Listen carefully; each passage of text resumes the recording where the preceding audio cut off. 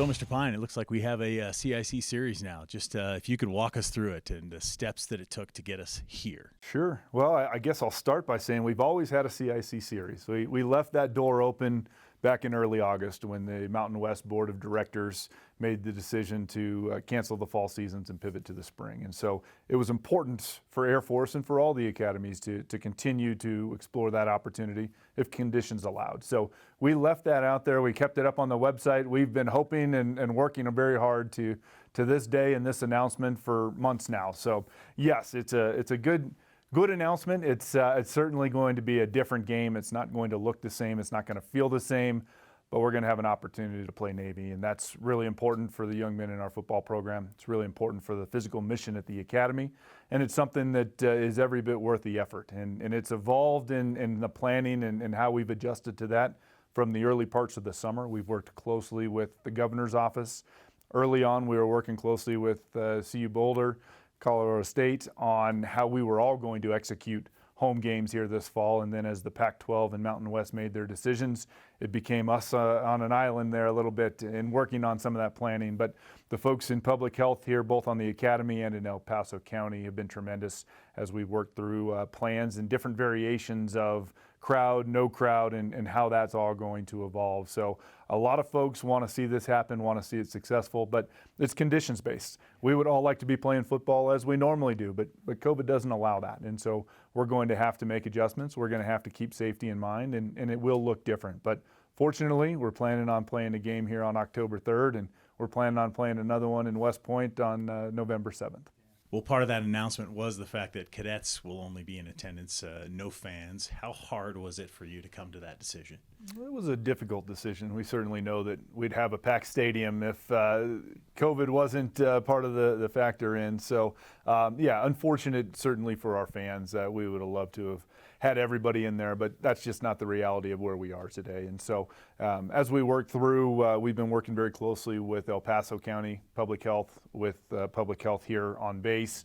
We've also been working with the governor's office on what a game capacity could look like. And where it started early in the summer, we were planning for 25% capacity and making good progress there because of conditions in the state. But we've had a little bit of a slide there. Labor Day weekend didn't help us a lot. And so about a week and a half ago, the governor's office put some guidelines out that's going to limit our ability. And so it will be cadet only at Falcon Stadium. But we're facing a similar challenge that the Broncos are. The Broncos have their first home game with no fans. They've moved to the second game. They're going to get just under 6,000 fans. And so when we got to those conditions-based decisions out of the governor's office, that helped us to pivot. And with the size of Falcon Stadium, I feel that we're fortunate to get approval to have the cadets only in attendance. We worked very closely because we have a healthy population, because we have a very strong surveillance testing protocol. I feel good that we're going to be able to do it safely, but it will only be cadets only, and we'll have to look at the broadcast, and that'll put a lot more emphasis on CBS College Sportsnet and that television broadcast, and we're going to put a great foot forward for the academy in doing that, but it'll be different, and we knew that going in. We were going to do the most that we could, and we were going to do it in a safe fashion, but ultimately when we had to pivot and it became cadets only, we're going to make that the very best broadcast and the very best football game that we can. Yeah.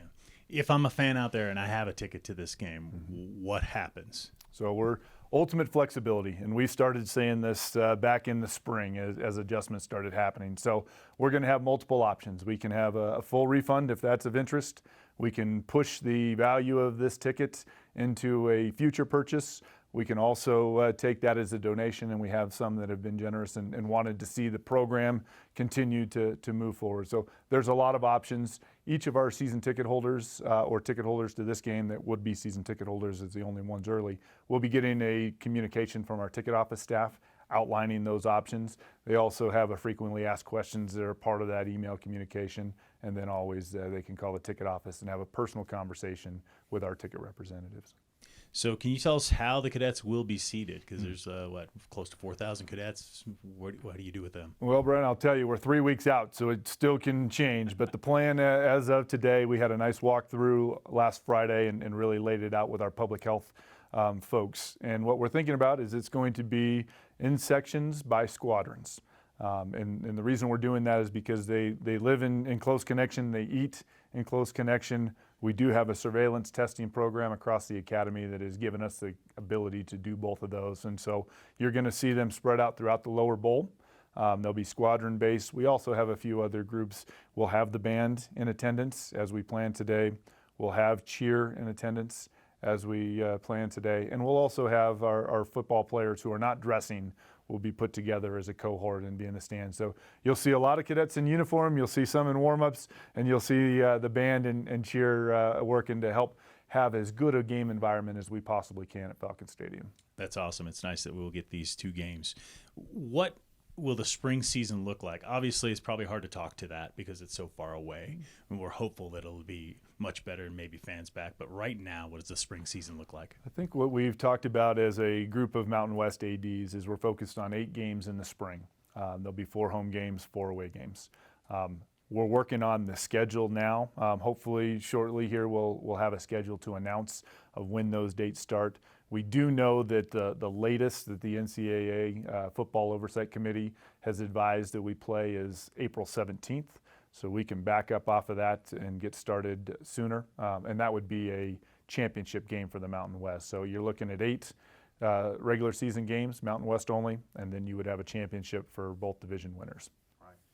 There was a report in the Gazette, the local paper here in Colorado Springs, on Sunday about cadets taking turnbacks, and the story made it sound like the academy was purposely not answering a question. Can you speak to that at all? Sure. I was a little disappointed in the tone of that article, and just at the end of the day, we're in a COVID environment, so we don't have media at practice in the same way that we normally do. That's a safety factor. And so what we've tried to do is be thoughtful and mindful about not putting out information too early that was going to change. And so as we talked 3 weeks before the Navy game, this is when we're ready to start having people make their plans. And so when you look at the turnback program has existed at the Academy for many years. And before that, there was a stop-out program. And so this is not something new to the Academy. COVID and the challenges that it brings, both personally and family, that is different. And so we have the ability, and our superintendent communicated that in early July as all of our cadets got back to campus and things were very different, from the remote learning environment to quarantine and isolation when we're in close contact. All of those things, not to mention, family stresses and things going on nationally outside of the academy. So all of those factors could go into a turnback program. And so the turnback program is cadet driven. Personal circumstances dictate whether that application is chosen and pushed forward or not. It's through the cadet chain of command. The air officer commanding is the one that would approve and move that up the chain for final approval. And so those things all happen outside of the athletic department. The important thing, though, as we talk about it, and we've shared publicly to media requests, is those are personal decisions. And those, whether you are a football player, and we're talking about it through the lens of football today, or you're a cadet that's not an athlete, we would respect that privacy. We wouldn't disclose or publish those names, and we certainly wouldn't talk about the reasons someone chose to do a turnback. What we do have is a program for it if someone needs it. And so we respect that, and we've tried to articulate it that way. We'll publish our 2-deep roster the week of the Navy game.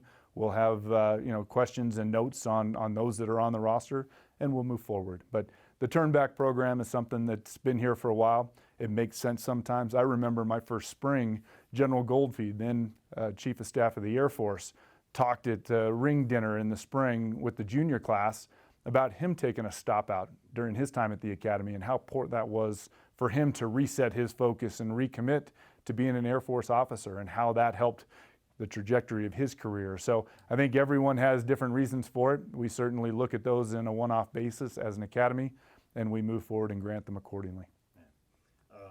What has the team been doing up to this point? Because obviously the game was still on the schedule, but then there's NCAA regs, and so what's the team been doing? Sure. So we've moved to a couple different phases, and a lot of that is COVID dependent. And the NCAA Football Oversight Committee and the council have changed a couple times as we've worked through this conditions based. And so we started in a 12-hour where it was really around conditioning and lifting. But we wanted to do some normal things with all of our programs, not just football. And so the 12 hours of conditioning and non-football type of activities started. And then as we've gotten closer to where we would start our fall camp, knowing that we were planning on playing Navy on October 3rd, we've shifted into our normal 20 hours a week of football-related activities. In doing that, we've had to change the way we operate in the locker room, certainly around our testing and spacing, the mask wearing and usage there when our coaches are around the team. All of those things are dictated by our sports medicine, who work in close concert with the 10th Med Group and have instructed on what our return to sport program looks like. And that's different for every sport. So what we do in football is not necessarily the same thing that we're doing in volleyball or women's soccer. And so each of those are conditions based on the sport, where we've worked with the trainer and our medical staff to build out a specific program. And so football has progressed into the 20 hours a week. We're doing football-related activities. We've increased our testing, obviously beyond the surveillance testing, to be able to do that safely. And we've got 3 more weeks to get ready for Navy, so there'll be a lot more to come. It's become a tradition here at the Air Force Academy that every year a new series of uniforms comes out, and not the typical uniform. It's called Air Power Legacy Series, and I understand you've got something to unveil against Navy this year. Well, it's an incredible tradition, and it allows us to celebrate our Air Force heritage, and especially around aircrafts or storylines. Last year's C-17 uniforms were a big hit. The outcome of the game where we unveiled them in Hawaii was a very good one, and certainly pivoted us toward a tremendous finish to our season. So there can be a little bit of a boost that comes from those special uniforms too. But this year, we're teasing it a little bit today purposely. We are going to do a uniform around the Tuskegee Airmen and the Red Tail specifically, and tell that story. We've been working with our partners at Nike for a little over a year now on these uniforms, and I'm really pleased with how they finish. But we feel like that's a story and certainly a uniform that deserves its own space. And so we're going to unveil those next Monday and look forward to sharing with folks. And then obviously on the broadcast, being able to go into more depth. But the Red Tails and the Tuskegee Airmen are a great piece of Air Force heritage. Certainly has a close connection to the Air Force Academy with the renaming of the airfield after General Davis here last year. And so it's a great story to tell. We can do it visually through a uniform, but always the uniforms are much more than just what you see on the field. So excited to do that, excited to tell people a little bit more about them and show them to them here next week. Sounds awesome. Mr. Pine, thanks for taking the time today. Thank you very much, Brian.